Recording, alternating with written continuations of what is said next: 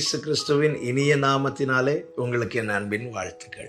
கர்த்தர் உங்களை ஆசீர்வதித்து பாதுகாப்பாராக. எரேமியா தீர்க்கதரிசன புஸ்தகம் 20வது அதிகாரம் அதனுடைய 11வது வசனம்.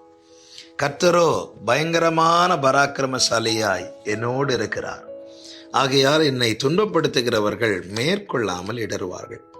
தங்கள் காரியம் வாய்க்காதபடியால் மிகவும் வெட்கப்படுவார்கள். மறக்கப்படாத நித்திய லட்சை அவர்களுக்கு உண்டாகும். என்னை துன்பப்படுத்துகிறவர்கள் என்னை மேற்கொள்ளாமல் இடறுவார்கள். காரணம், கர்த்தர் என்னோடு இருக்கிறார். எப்படிப்பட்டவராய் இருக்கிறார்? பயங்கரமான பராக்கிரமசாலியாய். இந்த நாளில் என்னை கேட்டுக்கொண்டிருக்கிற அன்பு சகோதரா சகோதரி, நம்மோடு இருக்கிறவர், நம்மை காக்கிறவர். சிலரை சில நேரத்தில் நம்முடைய வாழ்க்கையில தேவன் அனுமதிக்கலாம். சிலர் மூலமாய் நம்முடைய வாழ்க்கையில நெருக்கம் வரலாம். தேவன் என்னோடு இருக்கிறாருங்கிற நிச்சயம் உள்ள ஒவ்வொருவருக்குள்ளும் காணப்பட வேண்டிய நம்பிக்கை என்னவென்றால், அவர்கள் இப்பொழுது என்னை துன்பப்படுத்துகிறார்கள், உண்மைதான்.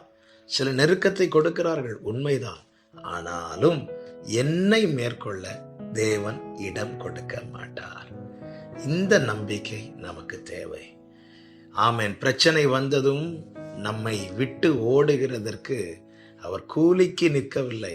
அவர் சுய இரத்தத்தை கொடுத்து நல்ல மேய்ப்பராய் நம்மோடு நமக்காக நிற்கிறார்.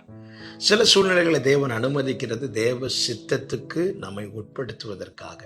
அதே நேரத்தில் சத்துருவின் இஷ்டத்துக்கு தேவன் நம்மை ஒப்பு கொடுக்க மாட்டார். தாவீதை சவுல் துரத்தினான். சவுலால தாவீதுக்கு வந்த பிரச்சனை 1-2 கிடையாது. ஒரு கட்டத்துல யோனத்தான் இடத்துல போய் தாவீது புலம்புறான். நான் என்ன பாவம் பண்ணேன், நான் என்ன துரோகம் பண்ணேன், ஏன் எனக்கு இப்படி செய்றாங்க? அந்த அளவுக்கு வேதனை சவுலால் தாவீதுக்கு உண்டானது.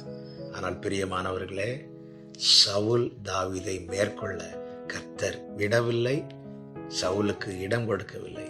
அப்படி விட்டிருந்தா தாவீதின் கதை என்றோ முடிந்திருக்கும். இந்த நாளை காண செய்திருக்கிறார். நம்ம சந்தித்த பிரச்சனை கொஞ்சம் அல்ல.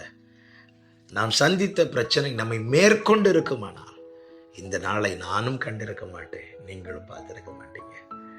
கிருபையாய் இந்த நாளை காண செய்திருக்கிறார் என்றால் ஒன்று நிச்சயமாய் தெரியும், சத்துரு நம்மை மேற்கொள்ள தேவன் இடம் கொடுக்கவில்லை. ஆமென். எனவே எதை குறித்து கலங்க தேவையில்லை. கர்த்தரை நம்பி முன் செல்லுங்கள். காரியத்தை வாய்க்க பண்ணுகிறவர் நம்மோடு இருக்கிறார். எப்படி சவுல் கடைசியில தாவீதினிடத்துல வந்து தேவனுடைய வார்த்தையை உறுதிப்படுத்தினான், எப்படி உறுதிப்படுத்தினான்? நிச்சயமாய் நீர் ராஜாவாய் இருப்பீர் என்று. சாமுவேல் தாவீது மேல அபிஷேகம் வைக்கும் போது ராஜாவாக தெரிந்தெடுத்ததை சொல்லுகிறார். ஆனால் சவுல் வந்து கன்ஃபார்ம் பண்ணுகிறான். அப்படி என்றால் இந்த நாளில் உங்களுக்கு சொல்லுகிற நற்செய்தி இதுதான். வாக்குத்தத்தம் பெற்றுக்கொண்ட பிறகு, ஆமென், சத்துருக்கள் நெருக்கும் போது புரிந்து கொள்ளுங்கள், வாக்குத்தத்தம் உறுதிப்படுத்தப்படுகிறது.